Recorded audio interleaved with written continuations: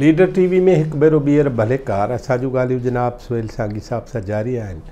असां वक़फ़े खां वल पहुतासीं त जनाब ज़ुल्फ़कार अली भुट्टे जी पहिरीं हुकूमत जनरल ज़ियाउल हक़ राति पेट में 5 जुलाई 1977 ते उनजो तख़्तो हूंदो कयो। उन खां पोइ जनाब ज़ुल्फ़कार अली भुट्टे ते मुख़्तलिफ़ केस दाख़िल कया विया। उन में हिकिड़ो केस नवाब महमद अहमद ख़ान जे क़त्ल जो केस हो, जंहिं हेठि हुन ते केस हलियो ऐं केस हलंदे हलंदे हलंदे 78 में 18 मार्च 1978 ते लाहौर हाई कोर्ट जे चीफ जस्टिस मौलवी मुश्ताक अहमद सज़ा ॿुधाईंदे ज़ुल्फ़कार अली भुट्टो खे क़ातिल ऐं उन जे सज़ा जे लाइ उन खे फांसी ॾियण जो ऐलान कयो। इन सज़ा खां अवल पाकिस्तान में जीअं त मार्शल खे 16 महीना गुज़री विया हुआ ऐं इन्हनि 16 महीननि में जनरल ज़ियाउल हक़ जी ख़तरनाक मार्शल हिकिड़ो जमहूरियत पसंदनि जे लाइ ऐं उन में ख़ासि करे पाकिस्तान पीपल्स पार्टी ऐं ॿियो मुल्क जूं जेके बि लेफ्ट जूं खाॿी धुर जूं क़ुवतूं हुयूं, उन्हनि जा जेके बि अॻवान ऐं सरकर्दा माण्हू हुआ, उन्हनि सभिनी जे गिरफ़्तारियुनि जे लाइ घरनि ते छापनि खां वठी गिरफ़्तारियुनि ताईं हिकिड़ो तमामु वॾो सिलसिलो आहे। उन सिलसिले जी कड़ी तौर पाकिस्तान जे कम्युनिस्ट पार्टी जे जनरल सेक्रेटरी जाम साखी साहब खे 10 दिसंबर 1978 ते गिरफ़्तार कयो वियो। हाणे कम्युनिस्ट पार्टी जा माण्हू धड़ाधड़ गिरफ़्तार थींदा था वञनि। उन दौर में जनाब सुहेल सांगी छा थो ॾिसे, असां उन खां पुछूं था।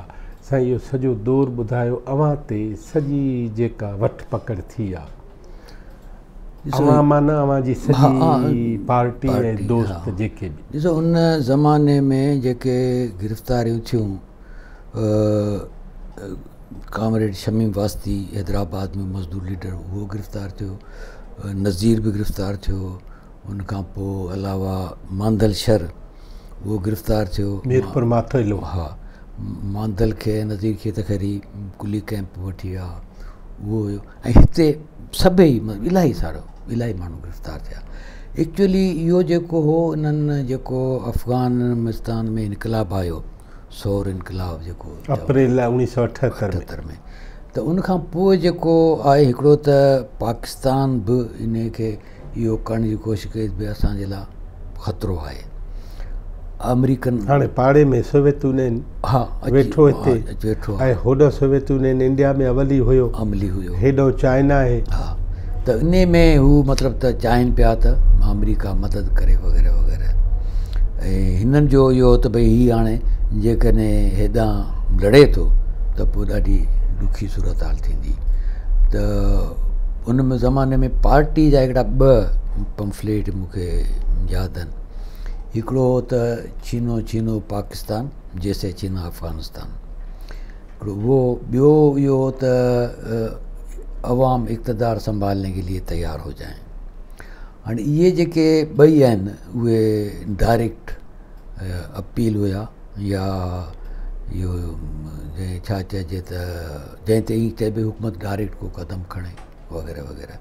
बल्कि उन बाद में कई सालनि खां पोइ हिकिड़नि दोस्तनि जो ख़्यालु हो त हीअ जेको आहे न चीनो पाकिस्तान, इहो असल में सबबु बणियो जेको 78 खां वठी ऐं 80 वारे ॾहाके ताईं जेको पार्टी जे ख़िलाफ़ु ऑपरेशन थियो, हिकिड़ो क्रैकडाउन थियो, इहो उन जो हुया सबबु। बहरहाल त हीअ हिकिड़ो इन जे तौर ते रहियो। जाम जी जेका गिरफ़्तारी थी उहो बि बिल्कुलु जंहिंखे चइजे त अञा ताईं बि जाम खां पोइ मूं पुछियो हुयो त उहो कीअं ट्रेस थी वियो, इहो सम्झ में नथो अचे। जाम आख़िरी भेरो जंहिं घर खां वियो आहे उहो बिल्कुलु एतमाद वारो। ऐं इक़बाल मेमण जाम जो स्टूडेंट लाइफ जो दोस्त हुयो ऐं तमामु हिकिड़ो त ख़ैर पोइ त हू GSN में वियो, जाम जी पैरेलल ग्रुप ठाहियो, उन में हुयो, पर तमामु माण्हू भलो हो, तमामु जाम सां पर्सनली त जंहिंखे चयो माण्हू सां जंहिंखे इश्क़ु हूंदो आहे बिल्कुलु इन हद ताईं हूंदो। त उन जे बारे में ज़ाहिर त चइबो न सोचे नथो सघिजे। त उहो हिकिड़ो न थियो सम्झ में आयो त हुन जाम जी गिरफ़्तारी कीअं थी वई। त हीउ जेको क्रैक डाउन पोइ हलियो पए यको, उन में शमी वास्ते गिरफ़्तार थियो, ॿियो मुख़्तलिफ़ हंधनि ते हीअ गिरफ़्तार थियनि पिया आहिस्ते आहिस्ते। ऐं वेंदे अची इहा 80 वारी जेका इन क्रैक डाउन कराची जे ऑफिस में जेका पार्टी जो उहो छपण वारो जेको कारखानो सम्झ खणी, साइकिलो स्टाइल मशीन में टाइप राइटर आहे, कारखानो भेड़ो, त उन ते अची कयूं। मुंहिंजे ख़्याल में उन ते पाण ॻाल्हायो हुआसीं, नुसरत भुट्टो कॉलोनी में जेको थियो। हा हा, उहो सॼो थियो। त हीउ हिकिड़ो वॾो क्रैक डाउन। उतो प्रोफेसर थियो, उतो नज़ीर थियो, कमाल वारसी साहब थियो, शबीर शर थियो, हेॾो गार्डन में थियो तव्हां ऐं हमीदा घांगरो। न, हमीदा उते ऐं जॾहिं व्यस्त मौजूदु हुई, ऐं ज़ाहिर त हुन को इन टाइप जी ॿुधाए त शबीर जी भेण आहियां या सौट मासात आहियां, आई हुयसि, कमु हो छा हो, त हू पंहिंजी जिन छॾाए वई। पर मूंखे ॾिठई त वीचारी ॾाढो परेशान थी वई, ॾाढो माण्हू कोई न जीअं शॉक में अची वेंदो आहे। त हमीदा पर हमीदा उतां खां बची वई। पोइ मतिलबु पिटिशनर वञी थी असांजे सभिनी हिननि केसनि में। त हीउ सॼो हलियो। हाणे जाम इमदाद वारा पोइ गिरफ़्तार थियनि। मुंहिंजे ख़्याल में इहो लॻभॻि इमदाद जे असांजे गिरफ़्तारनि जे विच में 1.5 साल जो फ़र्क़ु आहे। शबीर शर त थी वियो। ताज मरी त गिरफ़्तार इन में कोन थियो, इन में न हो। त इमदाद वारा जे इमदाद चांडियो, शेर मोहम्मद मंगरियो ऐं मोहम्मद ख़ान सोलंगी, इहे टई गिरफ़्तार थिया आहिनि इन हुसैनाबाद मां, हितां हैदराबाद मां हितां गिरफ़्तार थिया। हिननि जी कोशिशि हुई त ही कंहिं न कंहिं तरीक़े सां असांजे केस में शामिलु कनि, पर केस में शामिलु कोन कयूं। हाणे जाम साकी साहब गिरफ़्तार थियो FIA जे हथां, बज़ाहिर FIA जे हथां, FIA कोन हुई, बज़ाहिर जेको लिखियलु आहे रिकॉर्ड में, ऐं FIA जे हथां उन ते वरी केस दाख़िल कयूं मुल्क जे ख़िलाफ़।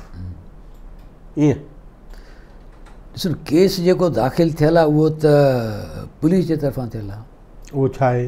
उन में आहे त भई हीअ मार्शल लॉ जिन भञकड़ी कई आहे, ऐं फलाणे रेगुलेशन 4 ऐं ईअं कुझु हुयो। ऐं ॿियो इहो त हीअ नज़ीर पाकिस्तान जे ख़िलाफ़ु आहे ऐं मार्शल लॉ जे ख़िलाफ़ु आहे, ऐं हिते जेको आहे सो हीअ अहिड़ो निज़ाम आणणु थो चाहे जेको अफ़गानिस्तान ऐं सोवियत यूनियन में आहे। एग्ज़ैक्टली उहे साॻिया चार्जिस हुया जेके पोइ असां ते हैदराबाद में, हिते कराची में बि असां वारे केस में जेके हुननि कया उहे हुया। ऐं जाम खे हिन केस में, कराची वारे केस में सज़ा हिननि इन करे बि कोन ॾिनी जो चार्जिस साॻिया हुया। त हिकिड़े इल्ज़ाम ते ॿिनि केसनि में त अलॻि अलॻि सज़ा नथी ॾेई सघिजे। प्लस इहो हुननि चयो त भई हीअ जेसिताईं थींदो हूअं ई हुनजी सज़ा 10 साल शायदि हुई, त उहा हूअं ई पिया हलंदी त हरूभरू इन में। हाणे जाम साहब खे वठी विया काॾे गिरफ़्तारी खां पोइ? जाम खे गिरफ़्तारी खां पोइ त ही सॼो एजेंसियुनि जी तहवील में हो। ऐं उहो जेको जाम पंहिंजे जे कोर्ट में बयानु ॿई ॾिना हुई, हैदराबाद में बि हिते बि, उन में बि सॼो उन ॾेखारियो आहे त कीअं हैदराबाद में पोइ कराची वठी आया, पोइ हिकिड़े इदारे वटि, पोइ ॿिए वटि, पोइ हिकिड़े हंधि, पोइ ॿिए हंधि, पोइ आख़िरी भेरो हिते सिंध हाई कोर्ट में पिटीशन विधी। उहा पिटीशन जेका आहे सा हुनजे ज़ियालक आर्डिनेंस कढियो त उहो त भई हीअ मार्शल आर्डर कढियो त भई हाई कोर्ट ॿुधी नथी सघे फ़ौजी अदालतनि जा मामला। त पोइ जाम खे पोइ आख़िरी वठी विया किले, लाहौर जे शाही किले में। त उते कंहिं तरीक़े सां दोस्तनि खे ख़बर पई, ऐं ज़ाहिर पंजाब ऐं लाहौर उते वरी सवलो थियो। हिते त असांखे त ट्रेस आउट करणु ॾाढो ॾुखियो हुयो, असीं त पतो ई न पिया करे सघूं जाम जेसिताईं सिंध जे कंहिं कुंड में हो। त पोइ उते ख़बर पई त पोइ उते लाहौर हाई कोर्ट में उते जे दोस्तनि पिटीशन कयूं त लाहौर हाई कोर्ट मतिलबु जंहिंखे चयो मुड़सी करे हुनखे प्रोडक्शन आर्डर कढियो। को जज बहितर हुयो, वकील बि हुया, सॼो हुते माहौल ठही वियो।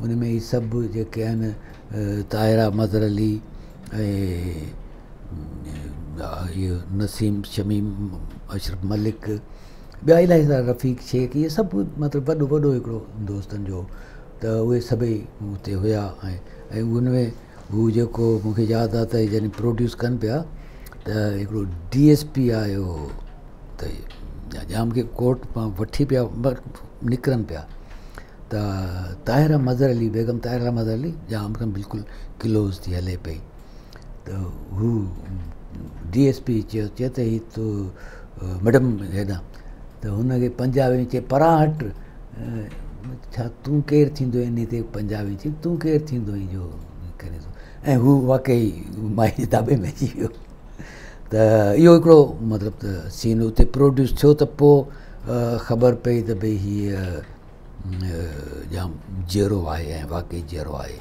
न त अदरवाइज़ त इहो त असीं त सभई आसरो पले वेठा हुआसीं हसन नासिर वारे वाक़े खां पोइ हाणे जाम साहब जेको पॉलिटिकली मथे अचे थो ऐं ओपन पॉलिटिक्स में ख़ासि तौर ते उहो जाम साकी केस जे हवाले सां सभ खां मथे मशहूरु थिए थो घणे में घणो हूअं त लेफ्ट जे समूरनि धुरनि में हू हिकिड़ो लेफ्ट जो अॻुवान आहे पर सॼे पाकिस्तान में हू जाम साकी केस जूं जेके ॿुधणियूं थियूं हलनि उन में हू वधीक मशहूरु थो थिए मतिलबु इहो बि ठीकु आहे पर इन केस जो जेको उहो वधीक जाम जी बि पार्टी जी बि जेका रिकग्नेशन थी उहा मुल्क जे अंदरि त थी छाकाणि जो सभई सियासी लीडर बि आया डिफेंस फिटनेस जे तौर ते इंटरनेशनली बि थी उनजी रिकग्नेशन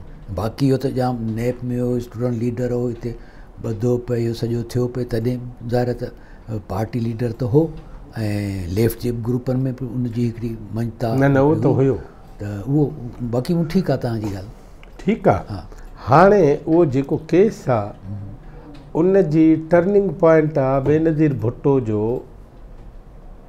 जाम साहब जे बचा में बयानु ॾियण वारो वाक़ियो मां सही थो चवां भई असुल में त हीउ सभिनी जो बेनज़ीर भाई न पर बेनज़ीर जो वज़न वॾो आहे न बेनज़ीर वज़न वॾो बिल्कुलु इहो तव्हांजी ॻाल्हि सही आहे पर ॾिसो न हीउ जेको सॼो असां केस जीअं उते आयो कोर्टनि में उते असांखां डे वन खां जेको केस खे आस्ते आस्ते उहो कयोसीं असां त उते वञी पहुचायो हुओसीं त हाणे ईअं थिए एंड दैट हैपन त ऐं मोहतरमा बि उन ते ॾाढो हुन मैसेज कयो वियो त पोइ मोहतरमा चयो त ठीकु आहे आउं ॾिसां थी सलाह मशवरो कयां थी ज़ाहिर आहे त बट नेचुरल आहे उहो सुठी ॻाल्हि आहे पर उहो ज़ाहिर टर्निंग पॉइंट ठीकु आहे मतिलबु उन में टर्निंग पॉइंट वॾे में वॾी जेका आहे उहा आहे त जेको मैसेज वियो मार्शला वारनि खे बि ॿाहिरि दुनिया में त भई हीअ कम्युनिस्टनि खे बचाइण जे लाइ हीअ सिंध जेके मुल्क जूं धुरियूं आहिनि मेजर पार्टीज़ आहिनि उहे मुतफ़िक़ आहिनि भई इन्हनि खे सज़ा न आहे ॾियणी न ॾियो इहो मैसेज वियो इहो मैसेज इहो हुयो ठीकु आहे पॉलिटिकल पार्टियुनि हिकिड़े पॉलिटिकल अॻुवान जी मदद इन तरीक़े सां बि कई त इहो मैसेज एक्रॉस दी बोर्ड हलियो वियो त हीअ लेफ्ट जा राइट जेके बि माण्हू आहिनि इन्हनि खे सज़ाऊं न अचणु खपनि अवां इहो सॼो अरसो जेल में आहियो हा हा किथे किथे भई असांजो वॾो अरसो त रहियो लांडी जेल में पोइ पछाड़ी जो भयां थो को साल या उन खां घटि हूंदो पीरियड उहो सेंट्रल जेल कराची में अवां कॾहिं आज़ादु थिया आज़ादु थियो आहियां नवंबर जी 11 या 12 तारीख़ आहे 11 नवंबर 84 या 5 आहे ठीकु आहे माना तव्हां MRD जा क़ैदी उते रिसीव कया आहिनि असां बाक़ाइदे रिसीव कया न उन्हनि जे करे असांखे ॾाढो उते जेल जे अंदरि छा था चवनि त पहिरियों दफ़ो असां ॾिसो जेल ई बि हूंदो आहे न त अदरवाइज़ त असां त जेको आहे सो 16 महीना क़ैद तनाई सॉलिटरी कंफाइनमेंट अच्छा उहा किथे लांडी जेल में अच्छा पोइ वारो जेको पीरियड हो उहो ईअं हो त वार्ड आहे ऐं उन वार्ड में असीं पंजी जेके क़ैदी आहियूं उहे आहियूं ऐं न को ॿाहिरि निकिरी जेल में जी थींदो आहे न उहो कोन्हे, न को असां सां मिलण लाइ अची थो सघे ॿियो को क़ैदी, ऐं असां उते ई आहियूं, पाणत में आहियूं। 5 ॼणा? 5 ॼणा। पोइ वारो अर्सो मतिलबु 16 महीना त असीं खोली बंदि 24 आवर्स। उहे 5 ई? हा, अलॻि अलॻि 5 अवां जेको क़ैद तनाई आहे, हा, उहो अकेले या 4 या 2 या 3 घणा ॼणा? असीं क़ैद तनाई में अलॻि अलॻि खोलियुनि में आऊं, शबीर शर, प्रोफेसर जमाल नक़वी, कमाल वारसी ऐं 4 ॼणा। पर हर माण्हू हिकु खोली में? हिकु खोली में। ठीकु आहे। ऐं खोलियूं परे परे। ठीकु आहे। हाणे तव्हां सिर्फ़ु मानी तव्हांखे मिले थी, हा, पाणी ऐं चांहि मिले थी, हा, उहो रुॻो हिकिड़ो बर्दाश्ती ॾिसी सघो था, हा, बाक़ी पर उन बर्दाश्त सां गॾु पुलिस वारो लठ खणी गॾु अचे थो त। अच्छा। हा, माने असीं को बि शइ चऊं जेका ॿाहिरि वञे या ॿाहिरीं का शइ अंदरि अचे उहो न हुयो। जहांगीर साहिबु 16 महीना अकेलो रहिया आहियो? हा। ठीकु आहे। मूंखे इन अकेले रहण ते 16 महीना के ॻाल्हियूं ॿुधायो, छा सोचींदा? यार मतिलबु त आऊं त हिते नौकिरी ॻोल्हणु आयुसि, मूंखे त फ़िक्रु हूंदो जेको तव्हां अली हसन को जान छॾाए ऐं वरी जेल पियो अचे त उन में त इहो ई भई मुंहिंजा ॿार रुली विया। ऐं ॿार घणा हुआ तेसि ताईं तव्हांखे? मूंखे जेके ॿार हींअर आहिनि 4 4। हा, हा। त उन में ज़ाहिर आहे त उन्हनि इलाही भोॻियो ऐं उन में बल्कि इहा ॾाढी अलाए मूं गुज़िरियल भेरे चयो आहे न चयो, इहो ॾाढी इम्पॉर्टेंट ॻाल्हि आहे त हुन में ही मॉडल स्कूल जा पढ़ंदड़ ॿार, त हुन में मैडम ज़रीना ऐं ज़ीनत बिरोई, सुरैया सोज़ डीपलाई साहिब जी थी। हिननि जेको आहे हिननि खे चयो भई तव्हांजी फ़ी असीं ॾींदासीं। मैडम ज़रीना त चओ जी ज़रीना बलोच? हा, हा, ठीकु। हा। ऐं ज़ीनत बिरोई ऐं सुरैया सोज़, हिननि चयो भई असीं तव्हांजी फ़ी बि असीं ॾींदासीं ऐं ॿियो बि को जेको बि उन्हनि करे था सघे, इहो ॾाढी इम्पॉर्टेंट ॻाल्हि आहे। ऐं इहो रियाज़ लिखियो बि आहे इहो सॼो इन ते, ऐं उनखे हू अञा ताईं मतिलबु त मैडम ज़रीना जे लाइ ऐं बल्कि अयाश पली जेके उनजी सालगिरह वग़ैरह हुई त छा उन ते मैंशन बि कयो त भई असांजे लाइ हिकिड़ी वॾी ॻाल्हि आहे, इम्पॉर्टेंट ॻाल्हि हुई।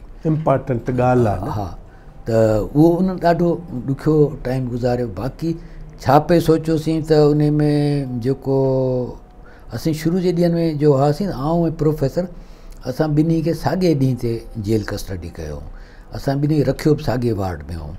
ऐं शबीर वारा ऐं कमाल वारसी वारा असांखां 2-3 ॾींहं अॻु में लांडी जेल शिफ्ट थिया, पर उनखे जेल जी ॿी कुंड में रखियो। त असांखे रखियो जेको सॾिबो आहे जंहिंखे चवंदा आहिनि B class ward B class कैदी जे करे। हा, अच्छा। हीअ खोली जेका मूंखे न ॾिनी उहा हुई जेका मोहम्मद ख़ान जूणे जे होम मिनिस्टर खे मिलियल हुई। त इन करे हुनजे अंदरि उहो जेको वॉशरूम हुयो उहो पोइ त इलाही ख़राबु थियलु पर क़दरे उहो हुयो, पर उनखे पासनि खां ऐं ॼारियूं ॿारियूं हो मतिलबु जीअं प्रोफेसर साहिब खे वरी थोरो 2-3 खोलियूं छॾे 10 खोलियूं हुयूं, जंहिंमें प्रोफेसर मुंहिंजे ख़्याल में 6 या 7 खोली में हो। असीं मुश्किल सां आवाज़ु ॿुधी पिया सघूं हिक ॿिए जो, पर रड़ियूं करे बि ॻाल्हाईंदा हुआसीं।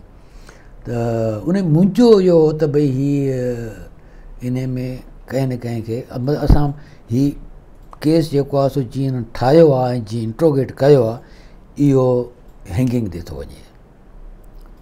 मुंहिंजो जेको उहो डे 1 खां जीअं असीं उते पहुतासीं जेल में, मूं चयो त प्रोफेसर मूंखे चयो त इहो मुमकिन ई कोन्हे ऐं इंटरनेशनल कंडीशन्स ई कोन आहिनि ऐं चए तूं ॾिनल आहीं। मूं चयो यार मूंखे जीअं हुननि इंट्रोगेट कयो जीअं मतिलबु जेको हुननि जो डायरेक्शन हुई उन में मूंखे इहो हुयो।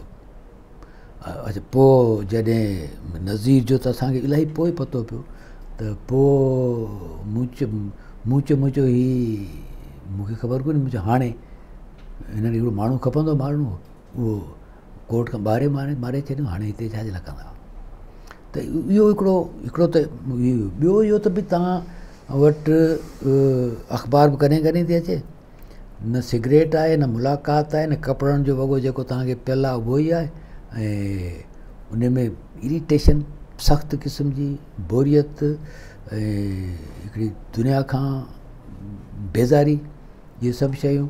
मतिलबु तव्हां न सिज खे लहंदे ॾिसी सघो, न उभरंदे ॾिसी सघो, न तव्हां आसमान ॾिसी सघो, ऐं का चुरंदड़ पुरंदड़ शइ न ॾिसी सघो। मूंखे यादि आहे त उते रेलगाॾी उतां लंघंदी जेका, त उतां सीटी लॻंदी त पोइ आऊं उनजे शीखुनि वारे दरवाज़े मथां चढ़ी ॾिसूं भई का हलंदड़ फुलंदड़ का शइ त ॾिसूं, का ज़िंदगी आहे, ॿाहिरि बि का शइ का हले फिरे थी।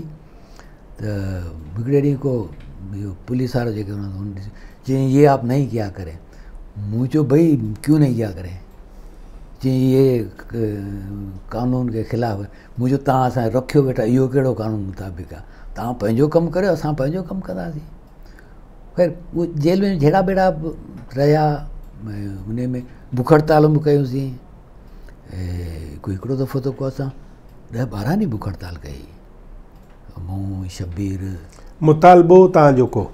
भई असांजो मुतालबो तव्हां असांखे बंदि छो कयो आहे?